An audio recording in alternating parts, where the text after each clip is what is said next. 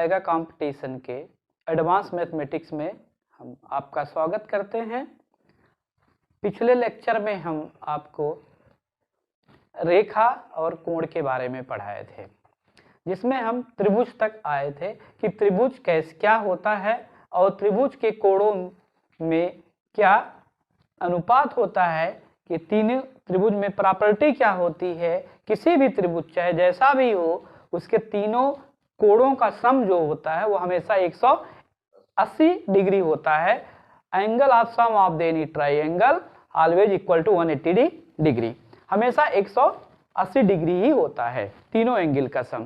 ठीक है, उसके बाद हमने उसमें आपको बताया था अगर किसी ट्राइंगल का एक एंगल 90 डिग्री है तो उसे हम राइट एंगल कहते हैं, राइट एंगल ट्राइंगल कहते हैं। तो पूरी ट्रिग्नोमेट्री जो है वो राइट एंगल ट्राइंगल लाइंस और पाइथागोरस प्रमेय पे ही निर्भर है। तो यहां हम पहले पाइथागोरस प्रमेय बताते हैं क्या है, वह राइट एंगल ट्राइंगल से ही रिलेटेड है। ठीक है, तो सबसे पहले हम आते हैं राइट एंगल ट्राइंगल देखते हैं। जैसा आप यहां देख रहे हैं कि ABC एक राइट एंगल ट्राइंगल है, जहां B का जो एंगल है वह 90 डिग्री है। यहां पे दो चीजें याद रखिए, B जो है वो 90 डिग्री है, राइट एंगल है, तो यह एक ट्राइंगल कैसा हुआ, एक राइट एंगल ट्राइंगल हुआ। तो यहां पे यह समकोण त्रिभुज बोल सकते हैं, कहते हैं समकोण त्रिभुज हुआ। इससे जहां से आप देखते हैं, देखो जहां ये खड़े हैं आप, ये बेस हुआ। किसी चीज जो नीचे जिस चीज पे रखी जाती है उसे आप बेस, जैसे आपके टेबल का बेस उसका पायदान है, उसका पावा क्या है, बेस है।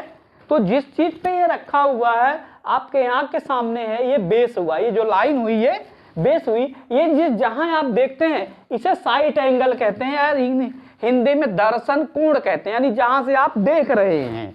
हिंदी में क्या कहेंगे, दर्शन करना, देखना कहते हैं ना, दर्शन करने जा रहा है, देखना, दर्शन कोण कहते हैं या साइड एंगल कहते हैं, कि जहां से आप सामने देख रहे हैं। तो आप देखो जो आपके पैरों के समांतर, आंखों के ठीक सीधी पे है जो लाइन हो, समांतर है, इसे कहेंगे यह बेस है, जिसमें ये चीज पूरी टिकी हुई है। यह कोण आपका दर्शन कोण के सामने जो भी एंगल पड़ेगी साइड, इसे कहेंगे हाइट। क्या कहेंगे, हाइट या परपेंडिकुलर, इसे कहेंगे हाइट या परपेंडिकुलर। हम यहां पे परपेंडिकुलर यूज करेंगे, अभी बताएंगे क्यों। परपेंडिकुलर जो 90 डिग्री बनाए, ठीक है। और 90 डिग्री देखो यहां पे ये तीसरी साइड हमेशा ऐसे होगा, 90 डिग्री के सामने जो भी साइड पड़ेगी उसे हाइपोटेनस कहते हैं। क्या कहेंगे,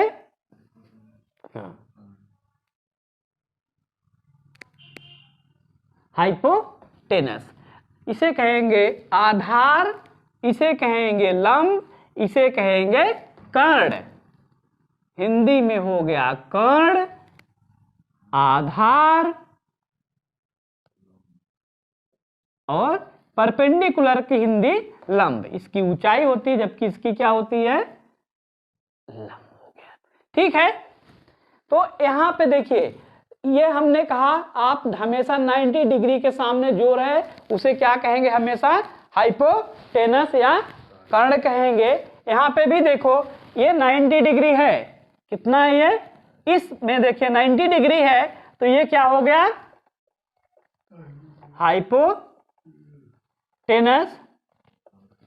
ठीक है, और यहां पे देखिए ये दर्शन कोण हुआ, कहां हुआ, आदमी इधर खड़ा है ना, तो इसके अलॉन्ग ये साइड है, तो जब यहां से देखेंगे तो ये बेस बन जाएगा, इसके लिए ये परपेंडिकुलर बन जाएगा। ये भुजा क्या हो जाएगी, परपेंडिकुलर या लंब। क्या कहेंगे, लंब ये हो जाएगा, आधार ये हो गया और ये कर्ण वही रहेगा। लंब आधार बदल जाएंगे देखने की वजह से। आप जहां से देखें ठीक उसके सामने जो भी भुजा आपको दिखाई दे वो हमेशा परपेंडिकुलर है। जिस पे आप देख रहे हैं जहां से, उसे हमेशा आधार कहेंगे। इस पे आप खड़े हैं, हमेशा आप आधार पे ही खड़े होते हैं। तो ठीक है, तो ये तो आप पहचानेंगे कैसे कि कब कौन सा बेस हुआ, कब कौन सा परपेंडिकुलर हुआ। हाइपोटेनस हमेशा फिक्स रहेगा, 90 डिग्री के सामने जो भी साइड पड़ेगी। अब आते हैं हम एक बहुत इंपॉर्टेंट जिसपे ये पूरी ट्रिग्नोमेट्री चलेगी, वो है पाइथागोरस प्रमेय। Pythagoras theorem. पाइथागोरस थ्योरम क्या है?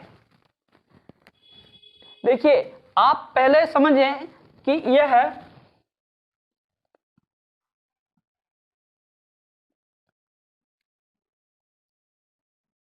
A है और यह मान लीजिए B है। यह एक स्क्वायर है, वर्ग है। क्या है यह?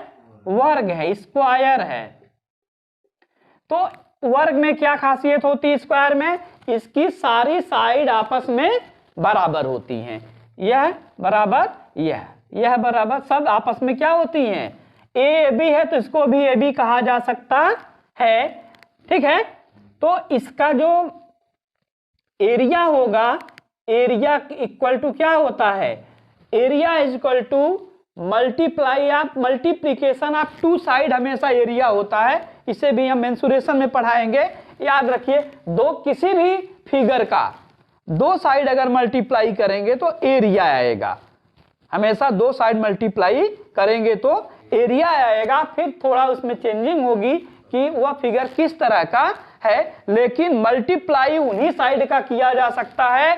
जो बेसिक प्रॉपर्टी है, याद रखिए, उन्हीं साइड का मल्टीप्लाई करेंगे जिनमें 90 डिग्री में हो, जो एक दूसरे से 90 डिग्री का एंगल बनाती हो, उन्हीं साइड का ही मल्टीप्लाई किया जा सकता है।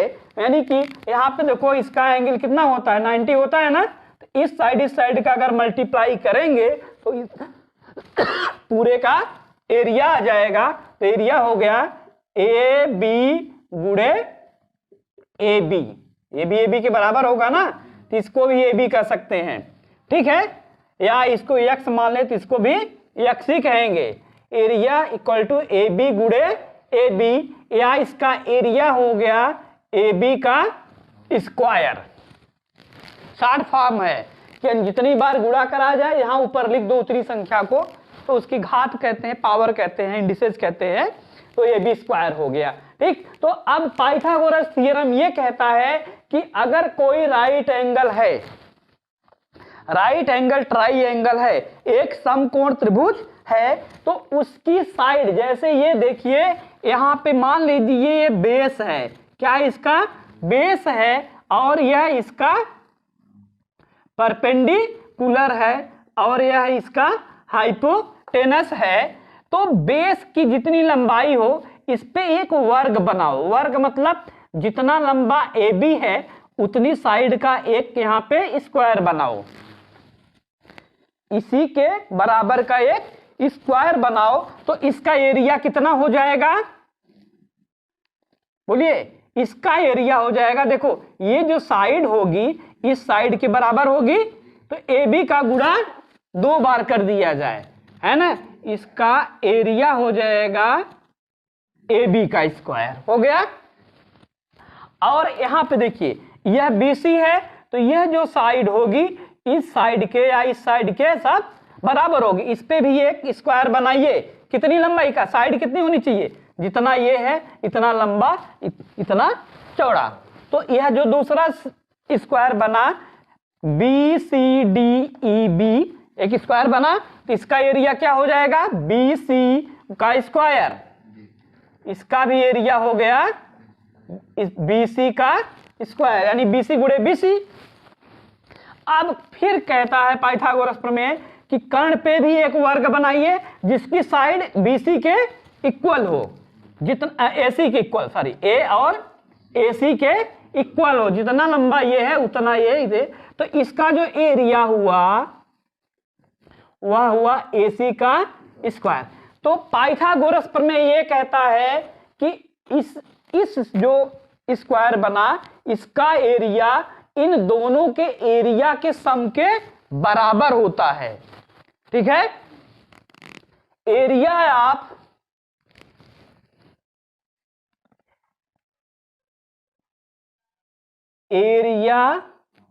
Of square on hypotenuse equal to area of square on base plus area of square on perpendicular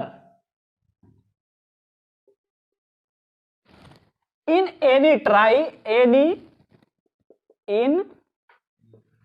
right angle triangle। किसी भी समकोण त्रिभुज में इसके कर्ण पे बने स्क्वायर का एरिया उसके बेस पे आधार पे बने स्क्वायर के एरिया और लंब पे बने स्क्वायर वर्ग के एरिया के सम के बराबर होता है। ठीक है, यानी हिंदी में कहें तो लिखेंगे कर्ण पर बने वर्ग का क्षेत्रफल इक्वल टू आधार पर बने वर्ग का क्षेत्रफल प्लस लंब पर बने वर्ग का क्षेत्रफल, यानी वर्ग का क्षेत्रफल बराबर होता है, ना कि भुजाओं का स्क्वायर। भुजाओं का स्क्वायर का मतलब यही हो गया। अब देखिए कर्ण पर बने वर्ग का क्षेत्रफल आपने क्या निकाला है, AC स्क्वायर। क्या आया है, AC स्क्वायर। तो इसी को लिखते हैं हम AC स्क्वायर इक्वल टू आ गया आधार पे कितना है AB स्क्वायर है उसका एरिया प्लस लंब पे जो बना है उसका क्या है BC स्क्वायर। इसी को कहते हैं पाइथागोरस प्रमेय और हम याद कर लेते हैं कि AC का स्क्वायर यानी कर्ण का स्क्वायर बराबर आधार का स्क्वायर प्लस लंब का स्क्वायर। ऐसा नहीं है, ऐसे में दिखाई देता है, एक्चुअल में ये नहीं है कि लंब का स्क्वायर। इसका फुल फॉर्म ये है कि कर्ण पर बने वर्ग का क्षेत्रफल बराबर आधार पर बने वर्ग का क्षेत्रफल प्लस लंब पर बने वर्ग का क्षेत्रफल।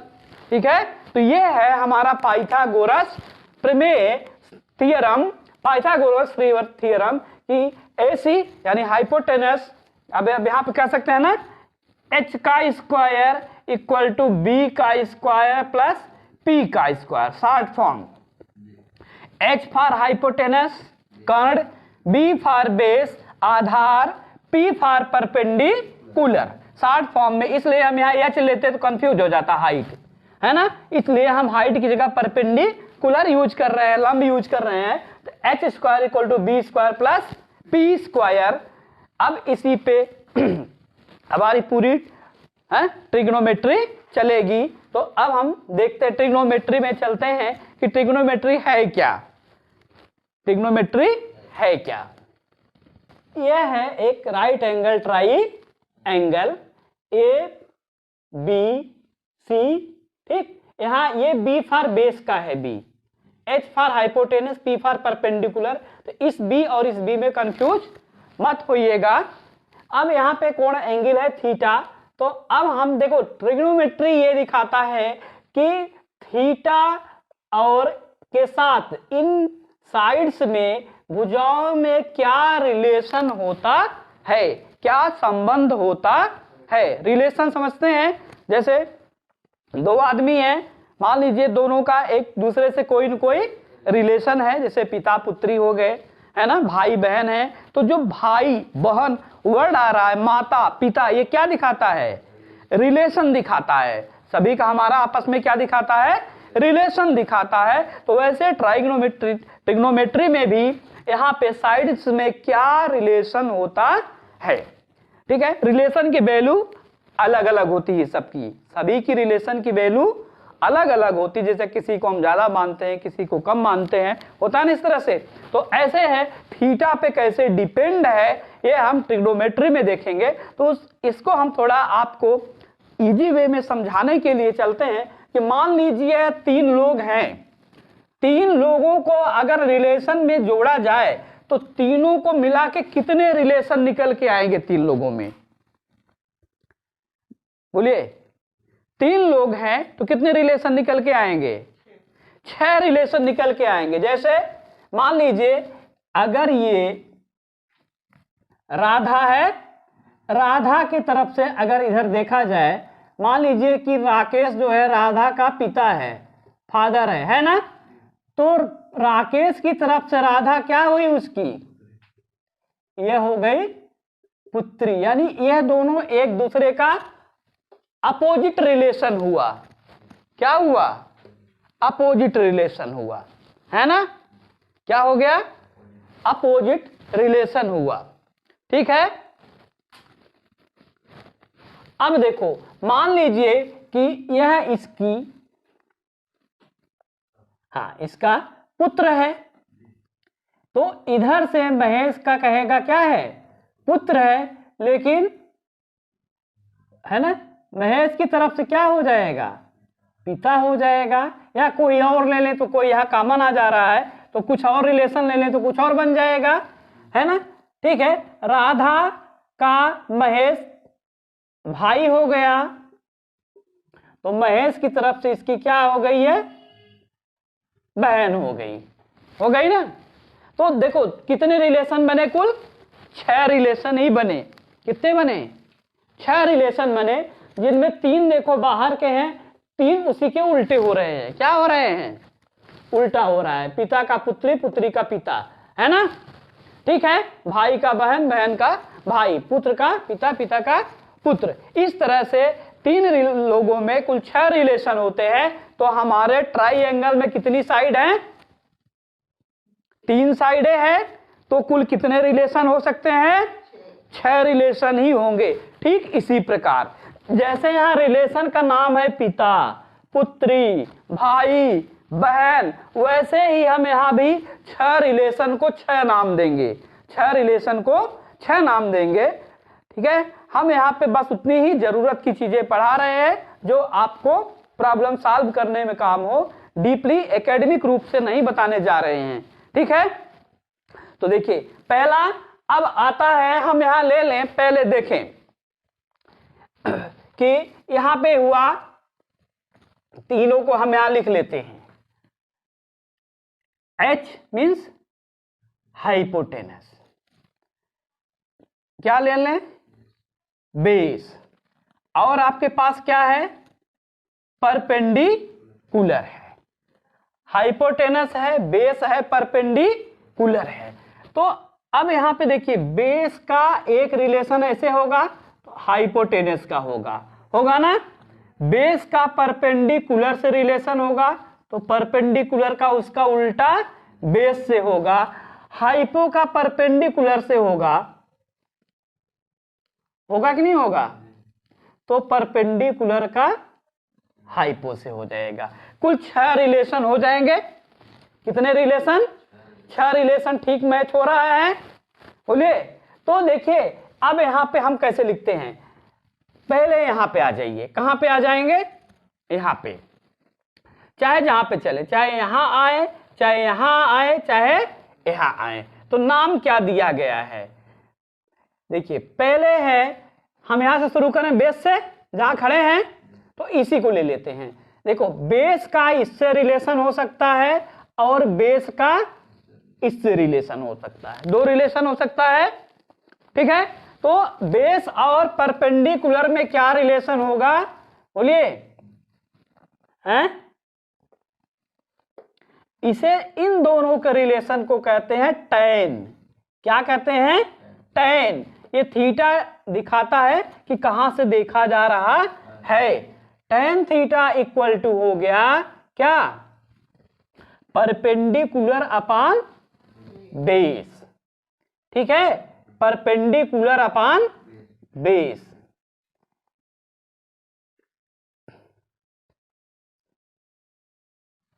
ठीक है, परपेंडिकुलर अपॉन बेस। तो इसका जो उल्टा हो जाएगा, देखो दो रिलेशन हो जाएंगे ना, परपेंडिकुलर अपॉन बेस, इधर वाला परपेंडिकुलर आ रहा है ना, तो ये हुआ tan, क्या हो जाएगा tan, ठीक है।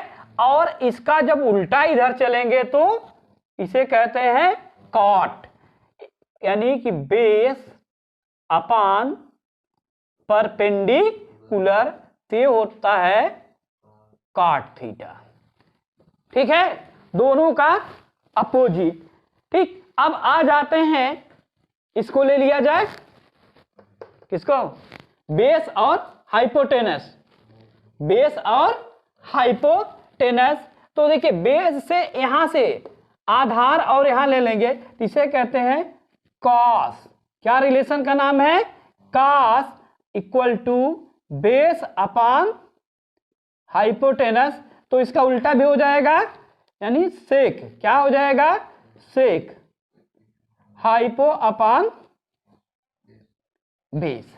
ठीक है, यहां पे देखिए कैसे हो जाएगा, हाइपो का, देखो पहले बेस ऊपर है, हाइपो नीचे है, तो ये हो गया आपका कॉस थीटा, जो ऊपर है मैं ऐसे दिखा रहा हूं, तो ये हो जाएगा सेक थीटा, उसी का उल्टा क्या हो जाएगा, सेक थीटा।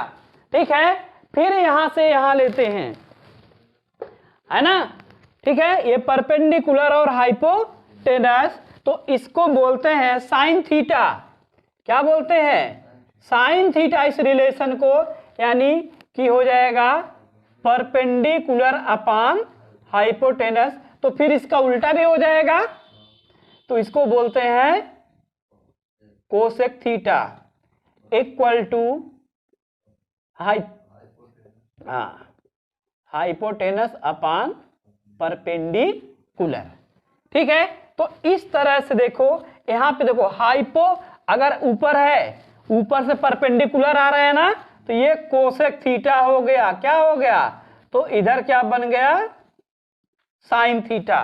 कुल 6 रिलेशन बने, तो इनको अरेंज जो किया जाता है इस तरह से, sine theta equal to P by H. ठीक है, फिर हम कॉस थीटा लिखते हैं, क्या लिखते हैं, cos theta equal to B by H. फिर तीसरे नंबर पे टेन थीटा, इस सीरीज क्रम से याद करिएगा, ये क्या हो जाता है, P बाई बी, है ना, P बाई बी। अब इसी को उल्टा कर दीजिए, तो कॉट थीटा इक्वल टू हो जाएगा B अपान P, हो गया। कॉस का उल्टा होता है sec theta equal to H upon B, और साइन का उल्टा होता है cosec theta equal to H upon P। इस तरह से मतलब एक सर्किल का निर्माण होता है, क्या, इस तरह से ये सर्किल क्रॉस नहीं होता एक दूसरे, ठीक है ना। इस तरह से क्या बनता है, सबसे अंदर tan, उसके बाद cos सेक, उसके बाद साइन और कोसेक। अगले लेक्चर में हम आप लोगों को इनके फार्मूले निकालना सिखाएंगे, कि सारे फार्मूले आप खुद पे खुद बैठ के एक दिन में, एक घंटे में सब खुद ही निकाल सकते हो। ठीक है, तो आज का लेक्चर हम यहीं पे खत्म करते हैं, मिलते हैं नेक्स्ट लेक्चर में।